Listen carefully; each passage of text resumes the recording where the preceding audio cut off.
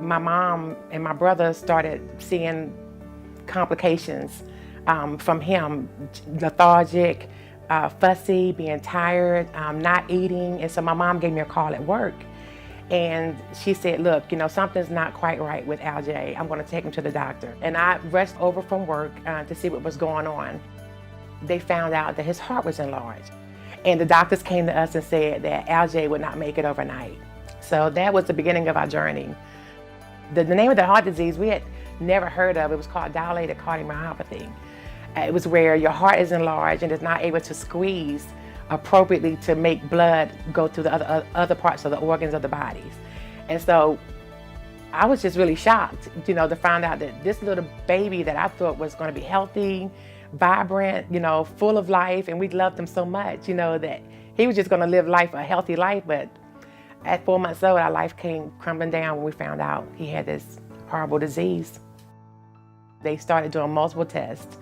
And they then said that, eventually if the heart doesn't sufficiently pump as it should, he was going to need a heart transplant. So immediately they put him on the heart transplant list. So when Aljs was discharged from the hospital, I knew that I had to become nurse mom. And that's what I did. I made sure that his NG tubes were placed, and I made sure that he was fed through the NG tubes. His medication was given to him daily. At the time that we left the hospital, he was on 10 to 12 different types of medication. We went through 12 years of dealing with the heart disease, taking her to his doctors, doing EKGs. We had thousands of echoes. He's had 3 cardiac caths, but the whole thing was I wanted him to live life normal. By age 12, around Christmas, Aljs ended up having congestive heart failure.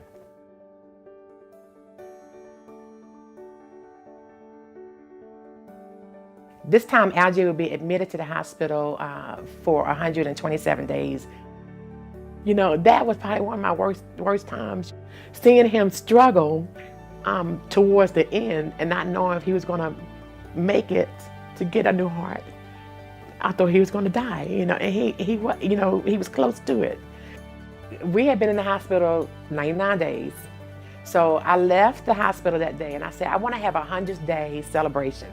And I wanted to invite everybody that was there for us. So I left and I went to a balloon place and got all these balloons. Then I went to a bakery to get a cake made. And the next thing you know, I get this phone call from Aljs.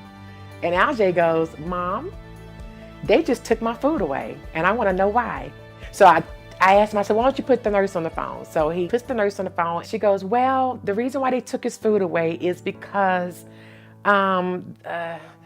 he's getting ready to, and when she said getting ready to, I lost my everlasting mind.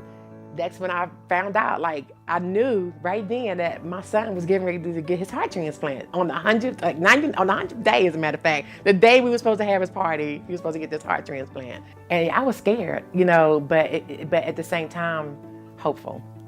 I didn't want to lose hope, and I didn't want him to lose hope. I wanted him to live life to the fullest. So, was I scared? Yes. But hopeful.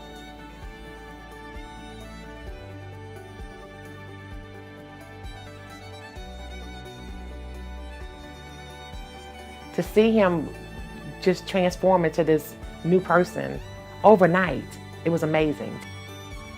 About the 27th day afterwards, he got better and better. He was doing some rehab work in the hospital. They were working with him every day. I remember him taking his very first steps after he had the surgery.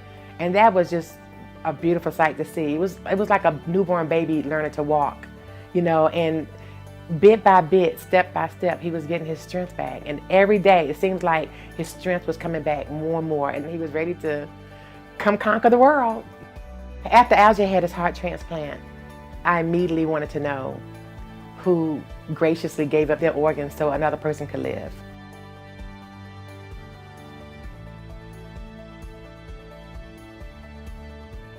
So I ended up getting a lot of balloons to release, and I also got these butterflies. Caitlin loved butterflies. So I wanted to make sure that they had butterflies to release in honor of Caitlin.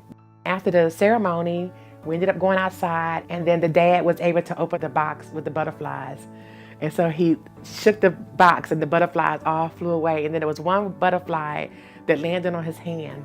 And it was Caitlin. She didn't want to go. You know, she was like, I'm here, I'm gonna be okay. And that right there was a pivotal moment for all of us, just to see that one butterfly that just landed, you know, on his finger, that was saying, Dad, I'm okay.